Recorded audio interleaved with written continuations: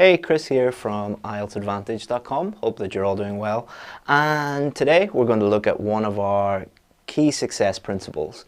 So we have 10 key success principles on how we treat students and how we treat the different members of our team and the things that we believe. And you can have a look, here's a link below this video. You can have a look at all 10 principles. But the second one, number 2 on the list, is individuality. So we're going today to look at why this is really important and why this leads to success. And then we're also going to look at the kind of the 4 most common ways that students prepare for the IELTS test and how you can implement this no matter where you are or what you're doing. So the first reason why individuality is really important is every single student has differing strengths and weaknesses. So some students will be really strong in the reading and listening test, but they need help with the speaking and writing test. Some students are really good at task 1 writing, but they need help with task 2. Some students are really good at writing main body paragraphs, but they need work on introductions and conclusions. Every student, no matter who you are, you have individual strengths and weaknesses. So if you are focusing on your strengths and not focusing on your weaknesses, then you're wasting time. How you prepare properly is you focus on your weaknesses, turn those into strengths, and then you're going to improve. Everybody also has individual common errors or individual key errors. So I can look at a student's writing, for example, and tell them these are the 3 or 4 reasons why you're getting a 6.5. Or I can do a mock speaking test with a student and very quickly can tell them, you know, these are the problems with your pronunciation. These are the problems with your fluency. These are the problems with your vocabulary. So every student has individual common key errors. And imagine, you know, there was something wrong with you and you went to the doctor. The doctor wouldn't say to you, doesn't matter, you know, just hopefully you'll get well someday. The doctor would find out exactly what is wrong with you and treat that problem. Your teacher or your IELTS center, whoever it is, should be treating you in the same way. They should be identifying your key weaknesses, your key problems, and helping you improve those. The other reason is students have individual worries. So many students come to me and they say, I'm worried about this, or I'm worried about that. I'm really worried about this particular question, or I'm really worried about this section of the IELTS test. If you're worried about that, then you need help with that, because you're going to get stressed out on test day, and stress is very bad if you have that on stress day, on test day. Sorry, or maybe it is stress day. Individual circumstances. So you all have different jobs, you all have different family commitments, you all have different work commitments, you all have differing levels of English, and there are, you know, many other circumstances that make you who you are, and you should therefore be treated as an individual. And you also will have individual questions. So imagine going through a course, individual things are going to pop up that you need help with, and every student is different. Every student has different questions, so you need help with those.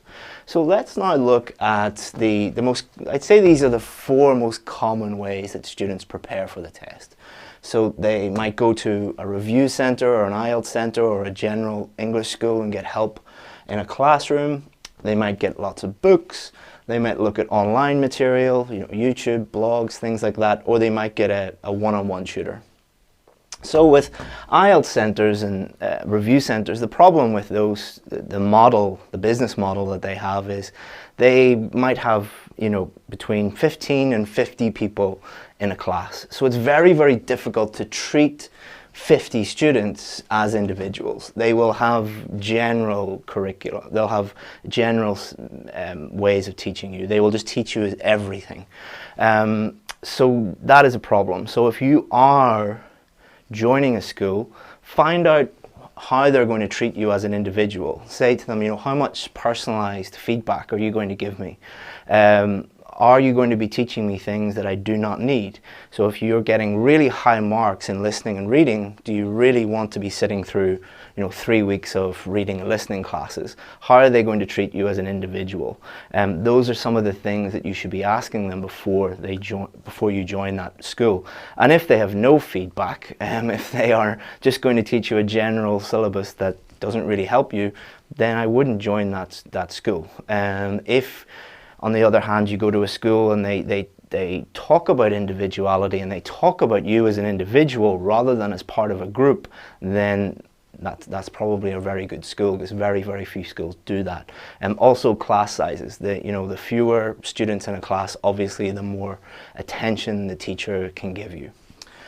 Books. So some books are great. The problem with books is, and this is not me criticizing publishers or books, they have I don't envy them. The job that they have is very, very challenging.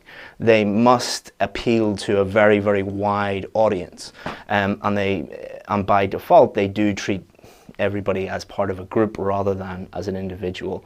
So when you are looking at a book, do take into account the things that you really need to work on.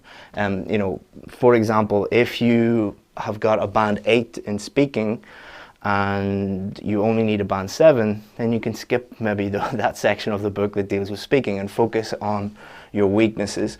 Also, the thing that books do not have is giving you individual feedback on your work. So you might want to supplement preparing just by looking at books with getting some one-on-one help, or an online tutor, or a feedback service or something like that with that.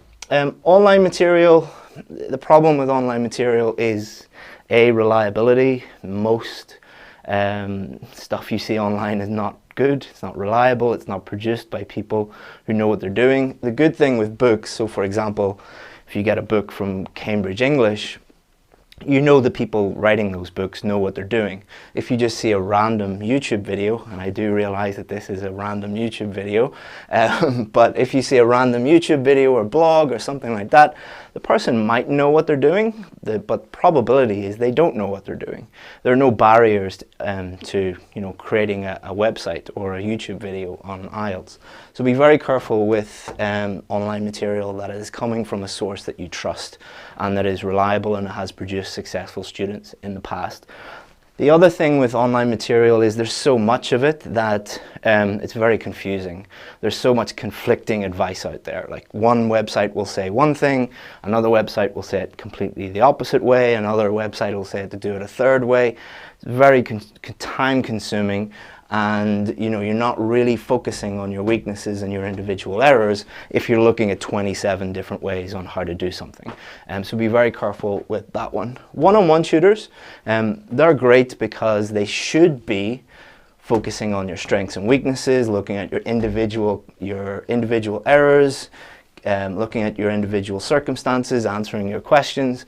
Problem with one-on-one tutors is if they are good, they're very expensive. So there was one that I saw in New Zealand recently that was $400 per hour. That is very, very, very expensive. Not all online tutors, not all one-on-one tutors are that price, but the way the world works, the way economics works, the better someone is at something, the more they can charge. So the very, very good one-on-one tutors are obviously going to be very expensive. The ones that are not so good, the market dictates that they will not get paid that much. So if you have a cheap one-on-one tutor, they probably won't have the capability to focus on your individual strengths and weaknesses and answer your questions properly. They won't know what they're doing. So if you do get a one-on-one tutor, make sure they know what they're doing. Make sure that you get recommendations and look at their results. How do they look at their list of past students? What kind of results did they get? And that will be a very, very good indication on what kind of tutor that they are. Thanks very much, guys. I'm not feeling very well today. I hope that that didn't come across in the video, but normally I answer questions. I'm not going to do it today because I've got a headache and I'm afraid of giving people bad advice or making mistakes or something like that. So I'm going to leave it there, and if you need any help, if you're watching the replay of this, what I would suggest you do is go to the comment section of the video, leave a comment there with a question, and when I'm feeling better, hopefully tomorrow, I'll come along and answer your comments. Thanks very much, guys. Hope that was useful for you, and see you again soon. Bye-bye.